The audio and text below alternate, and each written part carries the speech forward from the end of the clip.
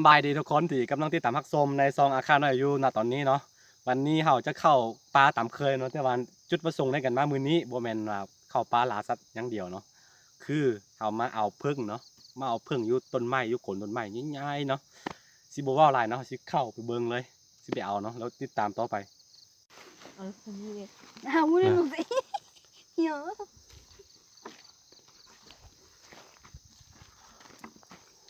มีหลานซ้ายแล้วก็มีน้องสาวมานำอยู่ซะในน้องสาวข่อยยังบ่ทันมีแฟนบ่ทันมีแฟนตึ้ดอ่ะน้องสาวบ่ทันมีแฟนเนอะผู้ใดสนใจแล้วติดต่อได้ คือพอดีได้เว้าแล้วสิเว้าให้ฟังเนาะพอดีคนอาคาเขาบ่มีขาดองเด้อคันเข้าใจกันแล้วก็เอากันได้เลยบ่ได้เอาขาดองแต่ได้พุ่นมาบ่เคยมีขาดองแต่ว่าสมัยนี้มันก็เปลี่ยนไปเนาะคืออาคาอยู่ในเมืองก็น่าจะมีแต่ว่าเชื่อว่าประมาณ 90% ของคนอาคาเนาะบ่เคยมีขาดองอันนี้ยืนยันได้เลยพอเมื่อก่อนเนาะเมื่อก่อนเห็นแต่ละเมื่อก่อนคนเฒ่าคนแก่เขาเว้าแบบนี้คือในสังคมหนึ่งเนาะต้องมีทั้งคนทุกข์คนรวยเนาะในกรณีคนทุกข์นะลูกของคนทุกข์นะไปมักคนรวยนะถ้าบ่มีเงินขาดองไปเอาไปให้เขาเนาะก็เลยว่ามีคำสุภาษิตหนึ่งออกมาว่าห้ามเอาตาซิงสั่งน้ำหนักขาดองเนาะคือว่าห้ามเอาตาซิงนะไปสั่งเงินขาดองของลูกนะแม่ถึงชีวิตตรงแรกด้วยชีวิตเนี่ยประมาณนี้บ่ต้องเอาเงินคำสำหรับขาดองเนาะมันเป็นวิถีชีวิตของเขามันก็ดีอย่างหนึ่งเวลาค่อยมีลูกสาวก็ให้เขามาเอาเวลาค่อยมีลูกชายก็ให้ลูกชายค่อยไปเอาลูกสาวเขาประมาณนี้เนาะเหมือนกับแบบแลกเปลี่ยนกันนะไอ้อะเท่าไหร่ตัวเดี๋ยวสิบโบมโอเคสิบโบไฟอะไรเนาะเราเจอกันตอนเห็นเพิ่งเนาะแน่ตอนนี้เราก็มาฮอดแล้วเนาะคือสิบอกว่าตัวนี้เนาะเราเห็นไว้แต่มือวานแล้วคือคลิปที่ไทยลงไปเหมือนนั้นเนาะมือวานเนาะเนี่ย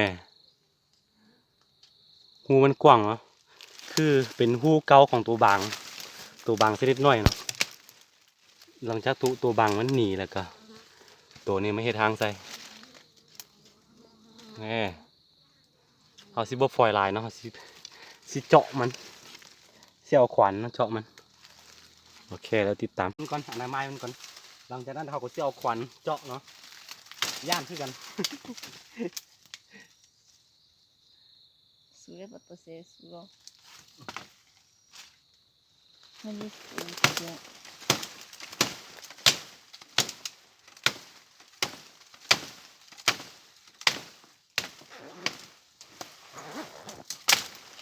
ติดตามยาวๆไปทุกคน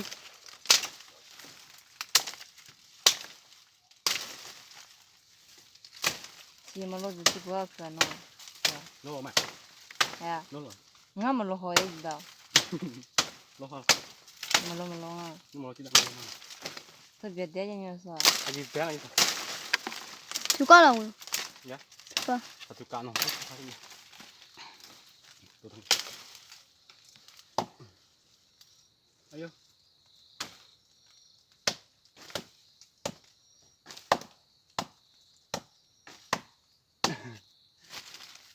อาชีพเขาบอกเอาละบัดนี้เอาใช้ขวานตัวนี้เนาะฟันมันเนาะที่เจาะตัวนี้ต้นไม้ตัวนี้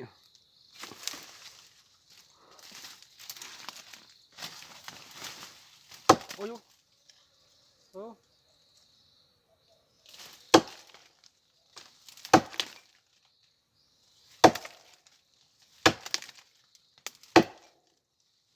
นี่แหละเนี่ยค่ะ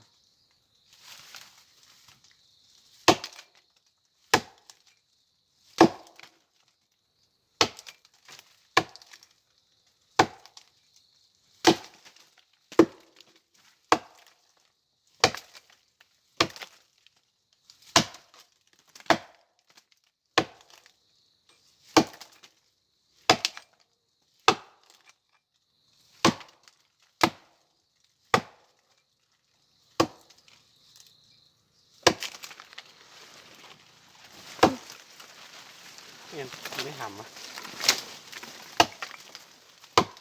ไอ้จี้จ้ะ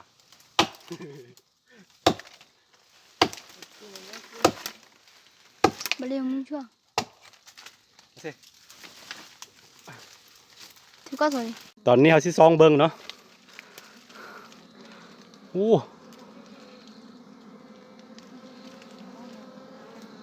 นี่ย่านคือกัน ย่านมันกัดสิยังบ่เห็นเถอะเนาะบ่เห็นน้ำหวานโอเคติดตามต่อไปนี่แหละทุกคนหลังจากที่เขาเจาะหูอยู่นี่เนาะแต่ว่ายังบ่เห็นเพิ่งมันบ่เห็นน้ำมันเนาะเขาก็สิเจาะขึ้นตึมติดตามยาวๆไป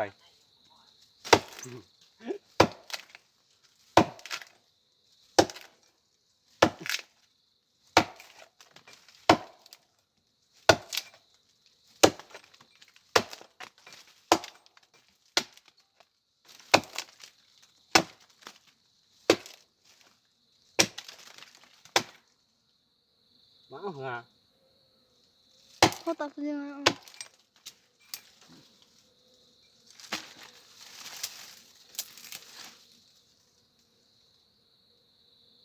อู้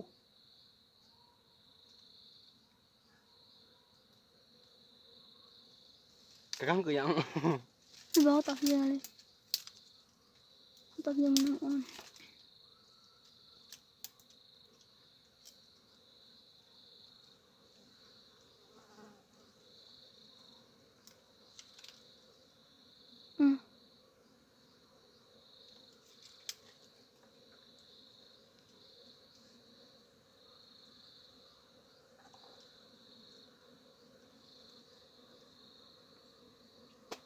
ท่านยัง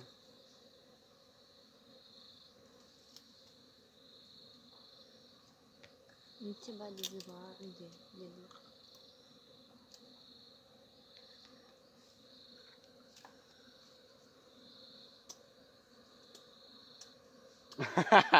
Tôiคุยอ่ะให้อ่ะถ้าตัวแบบนี้คือเขาจอยพี่อีกแล้วเนาะแต่ว่าไม่เห็นมันไปอยู่สูงพี่เราต้องได้ทำกันเจาะหูพี่อีกเนาะติดตามไม่ยาวไปดูสิ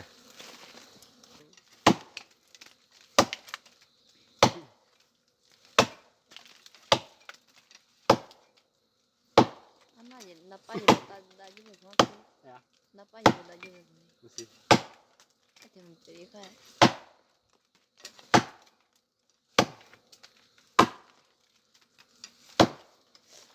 ใช่ค่ะ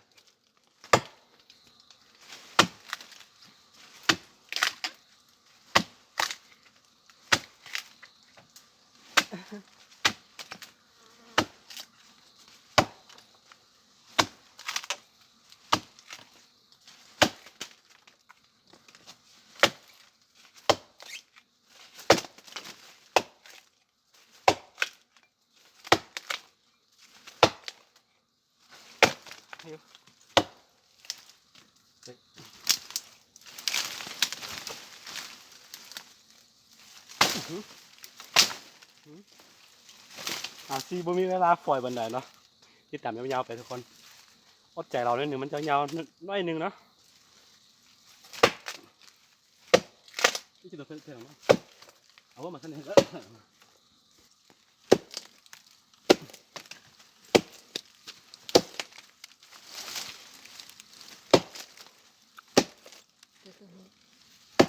Aduh.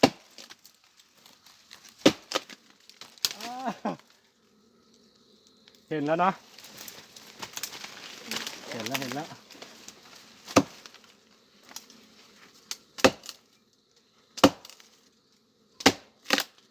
ยเห็นแล้วเนาะนี่แหละน้ำเพิ่งสวงเดือนธันวามันก็บ่สิบ่หลายบันไดแต่ก็พอมีอยู่เห็นมันตกใส่หันอันนึงนี่วันนี้เราสิทำกันจกเนาะเอามือนี่แหละจกพ่อนเนาะทุกคนเมื่อแตกเลย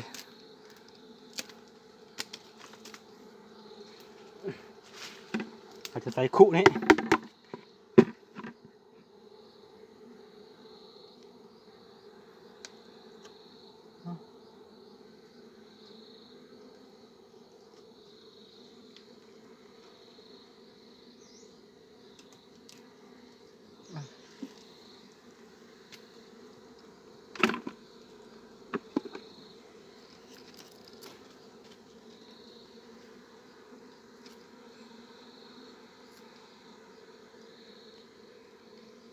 อ้ยต้องซีมก่อน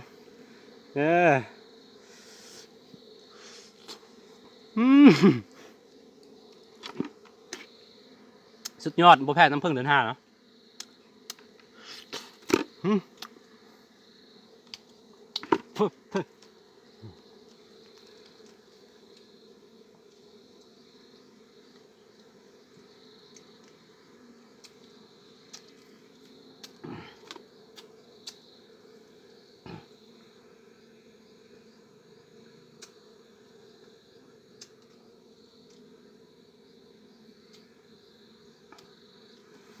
โอ้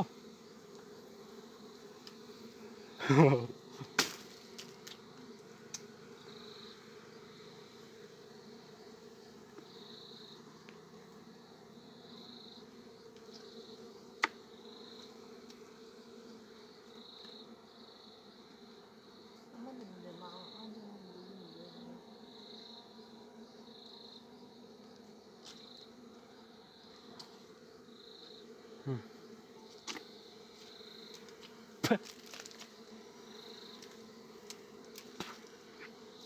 เนี่ยทุกคนในประมาณนี้ เป็นน้ำหวานล้วนๆเนาะกินหลายกว่ามันหิวน้ำ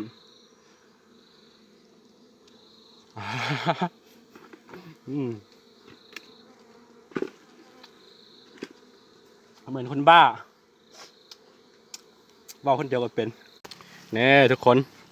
เป็นน้ำผึ้งเนาะน้ำผึ้งเดือนธันวามันก็หวานสมควรนะแต่ว่ามันบ่มีหลายสวงเข้าเดือนเมษาเดือนพฤษภามันจะเต็มนี่แหละเสียดายเนาะเอามาเอาก่อนนี่รู้สึกหิวน้ำมาเลยกินตัวนี้หลายคนนะ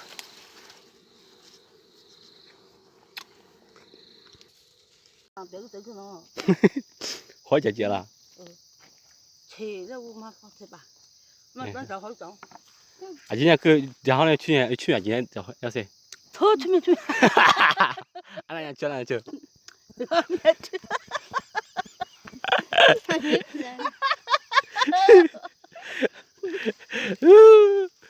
อันนี้คุณแม่ส่วนนี้น้องสาวยาวเส้นโนตัว thao tôi นี่ก็ครับ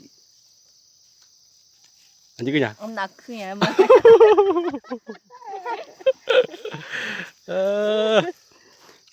ให้ซิมมันน้ำผึ้งเนาะน้ำผึ้งเดือนธันวา bà thấy mà cho khăm này mà cứ chuyện này นี่แม่กำลังเสียหญ้าส่วนพัก giá chỉ tới bị nén này thế mà bà này ส่วนพักเนี้ยวานไว้ตามธรรมชาติเลยเนาะบ่มีการรดน้ำ ô bà mà nó mà tôi thủ อันนี้สีมือของควายเมือประมาณ2-3 อาทิตย์ก่อนนี่มาวานไว้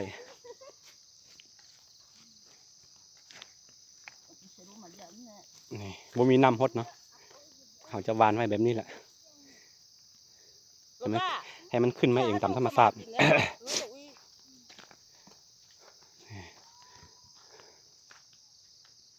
ี่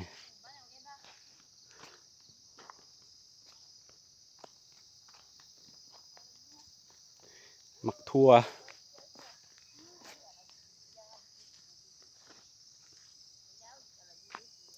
ในบ้านที่ท่านเนาะบ้านทีนี้จะเป็นสวน